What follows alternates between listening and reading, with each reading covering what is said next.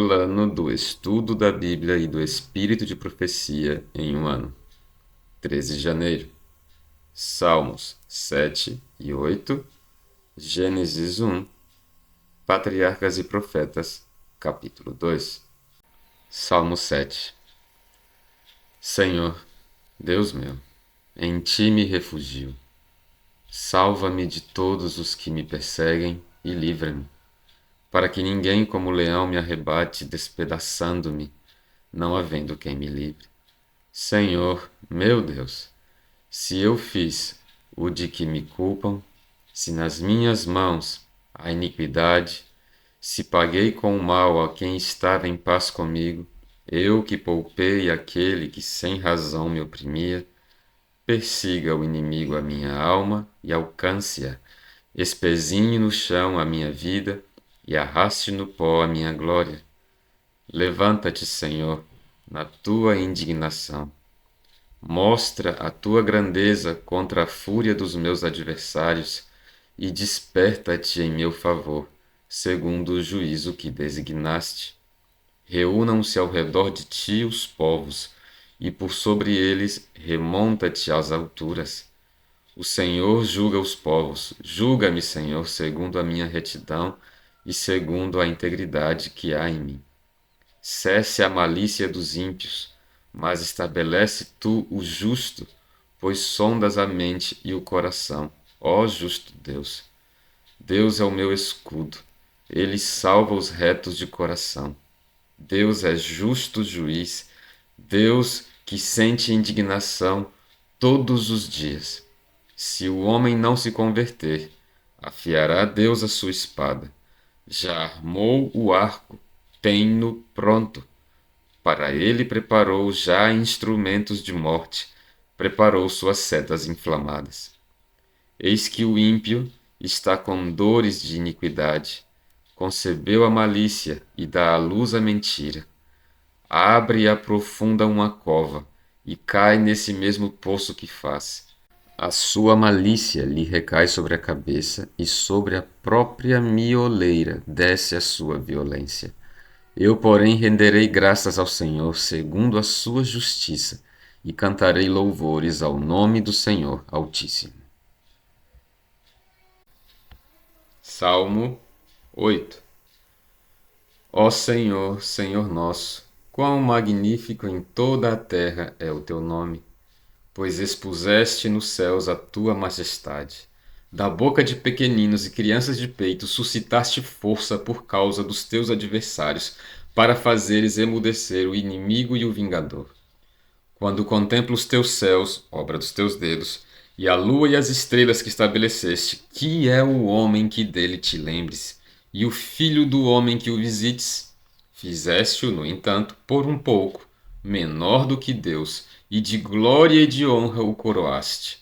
Deste-lhe domínio sobre as obras da tua mão, e sob seus pés tudo lhe puseste.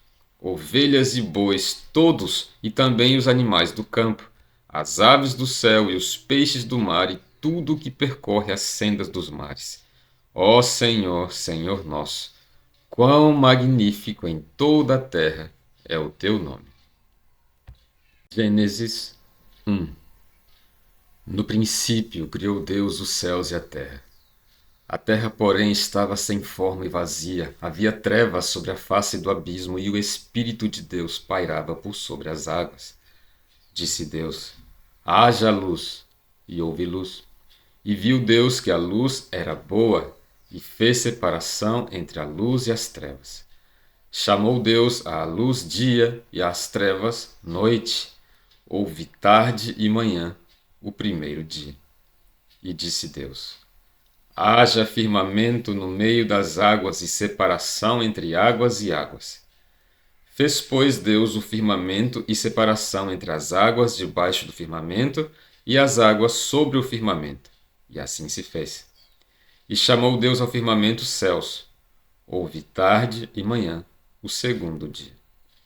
Disse também Deus: ajuntem-se as águas debaixo dos céus num só lugar, e apareça a porção seca. E assim se fez. A porção seca chamou Deus terra, e ao ajuntamento das águas mares. E viu Deus que isso era bom. E disse: produza a terra, relva, ervas que deem semente e árvores frutíferas que deem fruto segundo a sua espécie, cuja semente esteja nele sobre a terra. E assim se fez. A terra, pois, produziu relva, ervas que davam semente segundo a sua espécie, e árvores que davam fruto, cuja semente estava nele, conforme a sua espécie. E viu Deus que isso era bom. Houve tarde e manhã, o terceiro dia. Disse também Deus: haja luzeiros no firmamento dos céus para fazerem separação entre o dia e a noite, sejam eles para sinais, para estações, para dias e anos. E sejam para luzeiros no firmamento dos céus, para alumiar a terra. E assim se fez. Fez Deus os dois grandes luzeiros, o maior para governar o dia e o menor para governar a noite, e fez também as estrelas. E os colocou no firmamento dos céus para alumiarem a terra, para governarem o dia e a noite e fazerem separação entre a luz e as trevas. E viu Deus que isso era bom. Houve tarde e manhã, o quarto dia. Disse também Deus: povoem-se as águas de enxames de seres viventes, e voem as aves sobre a terra, sob o firmamento dos céus. Criou, pois, Deus os grandes animais marinhos e todos os seres viventes que rastejam, os quais povoavam as águas segundo as suas espécies, e todas as aves segundo as suas espécies. E viu Deus que isso era bom. E Deus os abençoou, dizendo: sede fecundos, multiplicai-vos e enchei as águas dos mares, e na terra se multipliquem as aves. Houve tarde e manhã, o quinto dia. Disse também Deus: produza a terra seres viventes, conforme a sua espécie, animais domésticos, répteis e animais selváticos, segundo a sua espécie. E assim se fez. E fez Deus os animais selváticos segundo a sua espécie, e os animais domésticos conforme a sua espécie, e todos os répteis da terra conforme a sua espécie. E viu Deus que isso era bom. Também disse Deus: façamos o homem à nossa imagem, conforme a nossa semelhança. Tenha ele domínio sobre os peixes do mar, sobre as aves dos céus, sobre os animais domésticos, sobre toda a terra e sobre todos os répteis que rastejam pela terra. Criou Deus, pois, o homem à sua imagem, a imagem de Deus o criou, homem e mulher os criou. E Deus os abençoou e lhes disse: sede fecundos, multiplicai-vos, enchei a terra e sujeitai-a, dominai sobre os peixes do mar, sobre as aves dos céus e sobre todo animal que rasteja pela terra. E disse Deus ainda: eis que vos tenho dado todas as ervas que dão semente e se acham na superfície de toda a terra, e todas as árvores em que há fruto que dê semente. Isso vos será para mantimento. E a todos os animais da terra, e a todas as aves dos céus, e a todos os répteis da terra em que há fôlego de vida, toda a erva verde lhe será para mantimento. E assim se fez. Viu Deus tudo quanto fizera, e eis que era muito bom. Houve tarde e manhã, o sexto dia. Patriarcas e Profetas, capítulo 2. A criação. Pela palavra do Senhor foram feitos os céus, e todo o exército deles pelo espírito da sua boca. Salmo 33, 6 e 9. Porque falou e tudo se fez, mandou e logo tudo apareceu. Lançou os fundamentos da terra para que não vacile em tempo algum. Salmo 104, verso 5. Quando a terra saiu das mãos de seu Criador, era extraordinariamente bela. Variada era sua espécie, contendo montanhas, colinas e planícies, entrecortadas por majestosos rios e formosos lagos. As colinas e montanhas, entretanto, não eram abruptas e escabrosas, tendo em grande quantidade tremendos despenhadeiros e medonhos abismos como hoje elas são. As arestas agudas e ásperas do pétreo arcabouço da terra estavam sepultadas por sob o solo fértil, que por toda parte produzia um pujante crescimento de vegetação. Não havia asquerosos pântanos nem áridos desertos. Graciosos arbustos e delicadas flores saudavam a vista, aonde quer que ésta se volvesse. As elevações estavam coroadas de árvores mais majestosas do que qualquer que hoje exista. O ar incontaminado por miasmas perniciosos era puro e saudável. A paisagem toda sobrepujava em beleza os terrenos ornamentos do mais soberbo palácio. A hoste angélica olhava este cenário com deleite e regozijava-se com as obras maravilhosas de Deus. Depois que a terra, com sua abundante vida animal e vegetal, fora suscitada à existência, o homem, a obra coroadora do Criador, e aquele para quem a linda terra fora preparada, foi trazido em cena. A ele foi dado domínio sobre tudo o que seus olhos poderiam contemplar. Pois disse Deus: façamos o homem à nossa imagem, conforme a nossa semelhança, e domine sobre toda a terra. Criou Deus, pois, o homem à sua imagem, homem e mulher os criou. Gênesis 1, 26 e 27. Aqui está claramente estabelecida a origem da raça humana, e o relato divino refere tão compreensivelmente que não há lugar para conclusões errôneas. Deus criou o homem à sua própria imagem. Não há aqui mistério. Não há lugar para a suposição de que o homem evoluiu por meio de morosos graus de desenvolvimento das formas inferiores da vida animal ou vegetal. Tal ensino rebaixa a grande obra do Criador ao nível das concepções estreitas e terrenas do homem. Os homens são tão persistentes em excluir a Deus da soberania do universo que degradam ao homem e o despojam da dignidade de sua origem. Aquele que estabeleceu os mundos estelares nos altos céus e com delicada perícia coloriu as flores do campo, aquele que encheu a terra e os céus com as maravilhas de seu poder, vindo a coroar sua obra gloriosa a fim de pôr em seu meio alguém para ser o governador da linda terra, não deixou de criar um ser digno das mãos que lhe deram vida.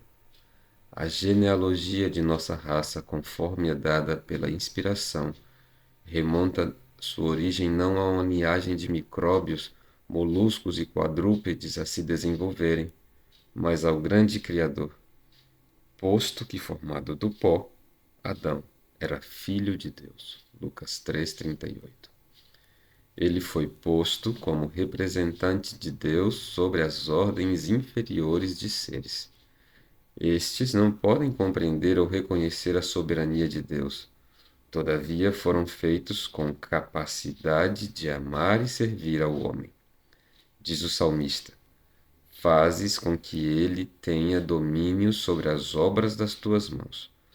Tudo puseste debaixo de seus pés, os animais do campo, as aves dos céus e tudo o que passa pelas veredas dos mares. Salmos 8, 6-8. O homem deveria ter a imagem de Deus tanto na aparência exterior como no caráter.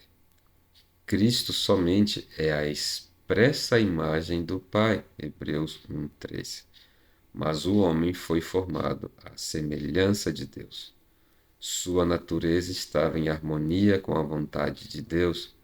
A mente era capaz de compreender as coisas divinas.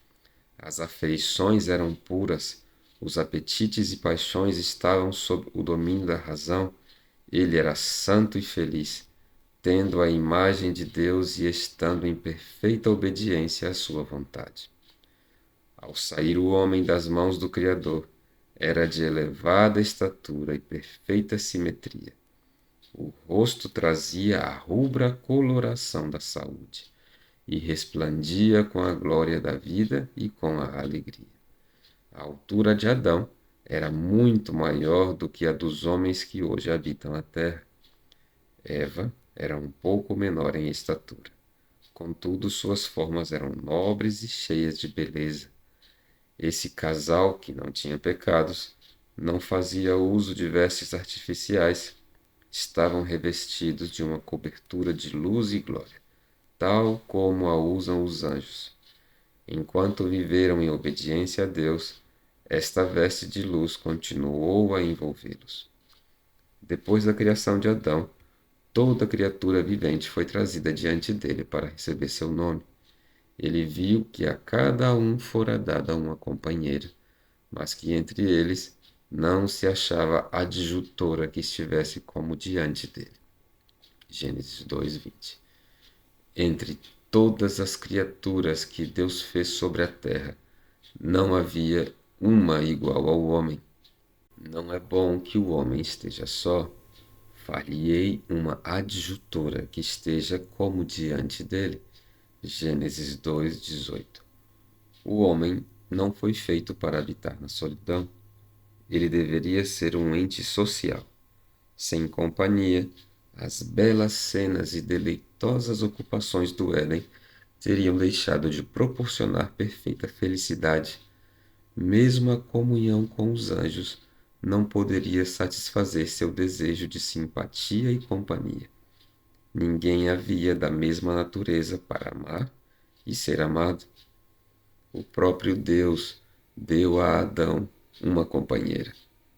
Proveu-lhe uma adjutora esta que lhe correspondesse, a qual estava em condições de ser sua companheira, e que poderia ser um com ele, em amor e simpatia.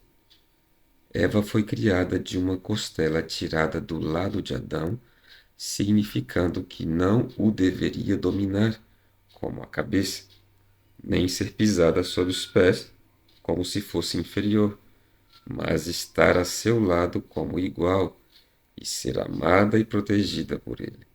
Como parte do homem, osso de seus ossos e carne de sua carne, era ela o seu segundo eu, mostrando isto a íntima união e apego afetivo que deve existir nesta relação. Porque nunca ninguém aborreceu a sua própria carne, antes a alimenta e sustenta. Efésios 5:29. Portanto, deixará o varão a seu pai e a sua mãe, e apegar-se-á à sua mulher, e serão ambos uma carne. Gênesis 2:24. Deus celebrou o primeiro casamento. Assim, esta instituição tem como seu originador o Criador do Universo. Venerado seja o matrimônio, Hebreus 13:4. Foi esta uma das primeiras dádivas que Deus deu ao homem e é uma das duas instituições que, depois da queda, Adão trouxe consigo além das portas do paraíso. Quando os princípios divinos são reconhecidos e obedecidos nesta relação, o casamento é uma bênção. Preserva a pureza e felicidade do gênero humano, provê as necessidades sociais do homem, eleva a natureza física, intelectual e moral. E plantou o Senhor Deus um jardim no Éden, da banda do Oriente, e pôs ali o homem que tinha formado. Gênesis 2:8. Tudo que Deus havia feito era a perfeição da beleza, e nada parecia faltar do que pudesse contribuir para a felicidade do Santo Par. Deu-lhes, contudo, o Criador, ainda outra demonstração de seu amor, preparando um jardim especialmente para ser seu lar.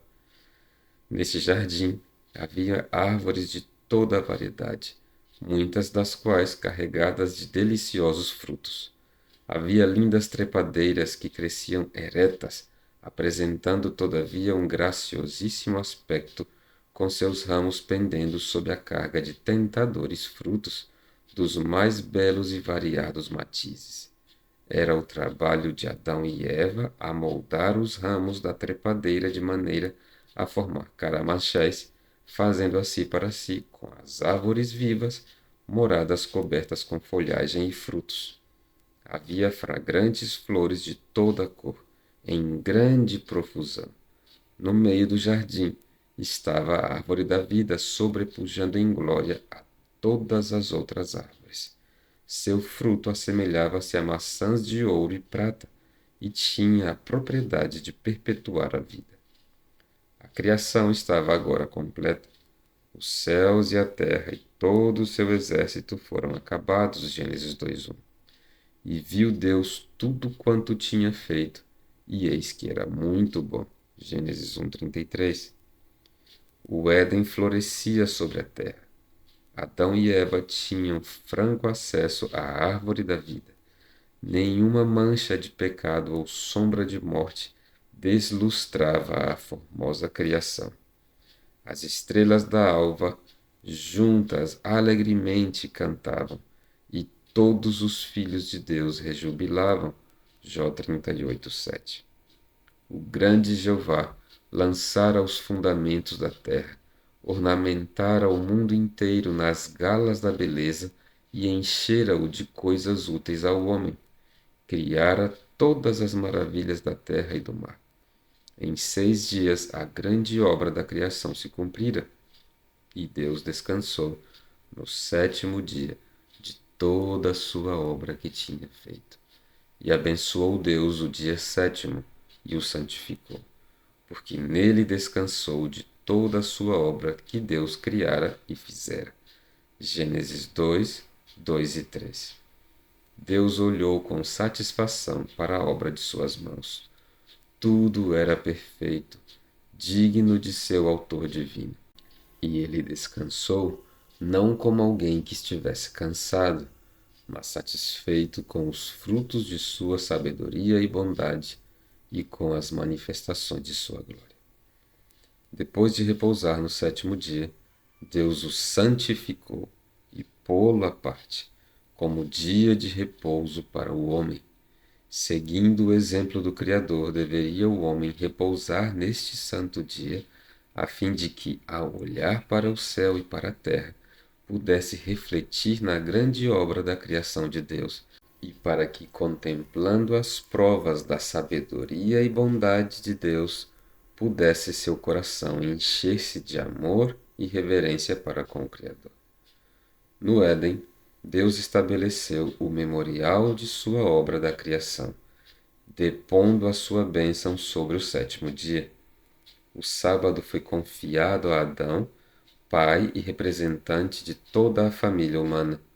Sua observância deveria ser um ato de grato reconhecimento por parte de todos os que morassem sobre a terra, de que Deus era seu Criador e legítimo soberano, de que eles eram a obra de suas mãos e súditos de sua autoridade.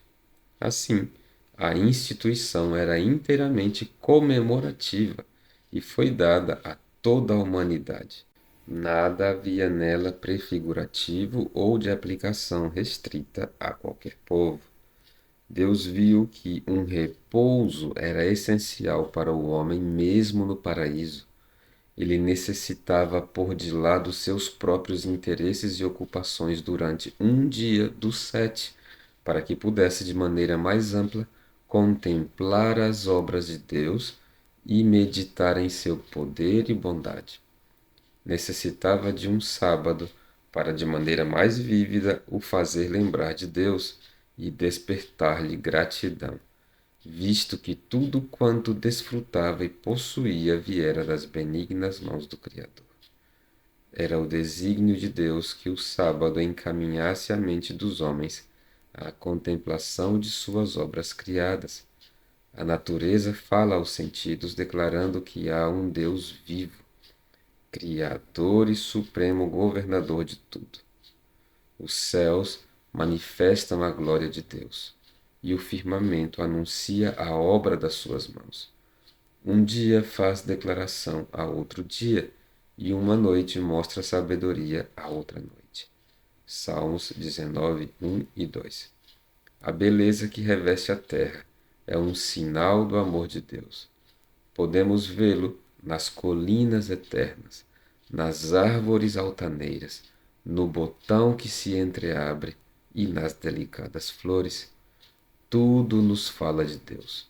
O sábado, apontando sempre para aquele que tudo fez, ordena aos homens abrirem o grande livro da natureza e rastrear ali a sabedoria, o poder e o amor do Criador. Nossos primeiros pais, se bem que criados inocentes e santos, não foram colocados fora da possibilidade de praticar o mal. Deus os fez como entidades morais livres, capazes de apreciar a sabedoria e benignidade de seu caráter e a justiça de suas ordens, e com ampla liberdade de prestar obediência ou recusá-la. Deviam desfrutar comunhão com Deus e com os santos anjos. Antes, porém, que pudessem tornar-se eternamente livres de perigo, devia ser provada a sua fidelidade.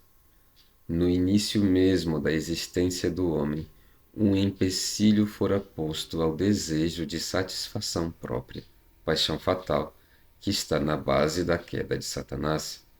A árvore da ciência, que se achava próxima da árvore da vida no meio do jardim, devia ser uma prova da obediência, fé e amor de nossos primeiros pais. Ao mesmo tempo em que se lhes permitia comer livremente de todas as outras árvores, era-lhes proibido provar desta, sob pena de morte. Deviam também estar expostos às tentações de Satanás, mas, se resistissem à prova, seriam finalmente colocados fora de seu poder, para desfrutarem o favor perpétuo de Deus. Deus pôs o homem sob a lei, como condição indispensável de sua própria existência. Ele era um súdito do governo divino, e não pode haver governo sem lei. Deus poderia ter criado o homem sem a faculdade de transgredir sua lei, poderia ter privado a mão de Adão de tocar no fruto proibido. Neste caso, porém, o homem teria sido não uma entidade moral livre, mas um simples autômato. Sem liberdade de opção, sua obediência não teria sido voluntária, mas forçada. Não poderia haver desenvolvimento de caráter. Tal maneira de agir seria contrária ao plano de Deus ao tratar ele com os habitantes de outros mundos. Seria indigna do homem como um ser inteligente e teria apoiado a acusação feita por Satanás de governo arbitrário por parte de Deus. Deus fez o homem reto, deu-lhe nobres traços de caráter sem nenhum pendor para o mal. Dotou-lhe de altas capacidades intelectuais e apresentou-lhe os mais fortes incentivos possíveis para que fosse fiel a seu dever. A obediência perfeita e perpétua era a condição para a felicidade eterna. Sob esta condição teria ele acesso à árvore da vida. O lar de nossos primeiros pais deveria ser um modelo para outros lares, ao saírem seus filhos para ocuparem a terra. Aquele lar embelezado pela mão do próprio Deus não era um suntuoso palácio. Os homens, em seu orgulho, deleitam-se com edifícios magnificentes e custosos e gloriam-se com as obras de suas mãos. Mas Deus colocou Adão em um jardim. Esta era a sua morada. O céu azul era a sua cúpula. A terra, com suas delicadas flores e tapete de relva viva, era o seu pavimento, e os ramos folhudos das formosas árvores eram o seu teto. De suas paredes pendiam os mais magnificentes adornos, obra do grande e magistral artífice. No ambiente em que vivia o santo par, havia uma lição para todos os tempos. A lição de que a verdadeira felicidade é encontrada não na satisfação do orgulho e luxo, mas na comunhão com Deus mediante suas obras criadas. Se os homens dessem menos atenção às coisas artificiais e cultivassem maior simplicidade, estariam em muito melhores condições de corresponderem com o propósito de Deus em sua criação. O orgulho e a ambição nunca se satisfazem. Aqueles, porém, que são verdadeiramente sábios encontrarão um prazer real e enobrecedor nas fontes de alegria que Deus colocou ao alcance de todos. Aos moradores do Éden foi confiado o cuidado do jardim para o lavrar e guardar. Sua ocupação não era cansativa, antes agradável e revigoradora. Deus indicou o trabalho como uma bênção para o homem a fim de ocupar-lhe o espírito, fortalecer o corpo e desenvolver as faculdades. Na atividade mental e física, Adão encontrava um dos mais elevados prazeres de sua santa existência. E quando, como resultado de sua desobediência, foi ele expulso de seu belo lar e obrigado a lutar com o obstinado solo para ganhar o pão cotidiano, aquele mesmo trabalho, se bem que grandemente diverso de sua deleitável ocupação no jardim, foi uma salvaguarda contra a tentação e fonte de felicidade. Aqueles que consideram o trabalho como maldição, acompanhado embora de cansaço e dor, estão acalentando um erro. Os ricos frequentemente olham com desdém para as classes trabalhadoras, mas isso está inteiramente em desacordo com o propósito de Deus ao criar o homem. O que são as posses do mais rico, mesmo em comparação com a herência proporcionada ao nobre Adão? Contudo, Adão não devia estar ocioso. Nosso Criador, que compreende o que é necessário para a felicidade do homem, designou a Adão seu trabalho. A verdadeira alegria da vida é encontrada apenas pelos homens e mulheres do trabalho. Os anjos são diligentes obreiros, são ministros de Deus para os filhos dos homens. O Criador não preparou lugar algum para a prática estagnante da indolência. Enquanto permanecessem fiéis a Deus, Adão e sua companheira deveriam exercer governo sobre a terra. Deu-se-lhes domínio ilimitado sobre toda a coisa vivente. O leão e o cordeiro brincavam pacificamente ao redor deles, ou deitavam-se-lhes aos pés. Os ditosos pássaros esvoaçavam ao seu redor sem temor, e ao acenderem seus alegres cantos em louvor ao Criador, Adão e Eva uniam-se a eles em ações de graças ao Pai e ao Filho. O santo par não era apenas filhos sob o cuidado paternal de Deus, mas estudantes a receberem instrução do Criador todo-sabedoria.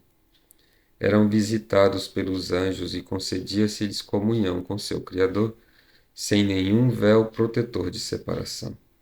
Estavam cheios do vigor comunicado pela árvore da vida, e sua capacidade intelectual era apenas pouco menor do que a dos anjos. Os mistérios do universo visível, maravilhas daquele que é perfeito nos conhecimentos, Jó 37,16, conferiam-lhes uma fonte inesgotável de instrução e deleite. As leis e operações da natureza, que têm incitado o estudo dos homens durante 6.000 anos, estavam-lhes abertas à mente pelo infinito construtor e mantenedor de tudo. Entretinham conversa com a folha, com a flor e a árvore, aprendendo de cada uma os segredos de sua vida. Com cada criatura vivente, desde o poderoso Leviatã que folga entre as águas, até o minúsculo inseto que flutua no raio solar, Adão era familiar. Havia dado a cada um o seu nome e conhecia a natureza e hábitos de todos. A glória de Deus nos céus, os mundos inumeráveis em suas ordenadas revoluções, o equilíbrio das grossas nuvens, Jó 37,16, os mistérios da luz e do som, do dia e da noite, tudo estava patente ao estudo de nossos primeiros pais. Em cada folha na floresta, ou pedra nas montanhas, em cada estrela brilhante na terra, no ar e no céu, estava escrito o nome de Deus. A ordem e a harmonia da criação falavam-lhes de sabedoria e poder infinitos. Estavam sempre a descobrir alguma atração que lhes enchia o coração de mais profundo amor e provocava novas expressões de gratidão. Enquanto permanecessem fiéis à lei divina, sua capacidade para saber, vivenciar e amar cresceria continuamente, estariam constantemente a adquirir novos tesouros de saber e descobrir novas fontes de felicidade e a obter concepções cada vez mais claras do incomensurável, infalível amor de Deus.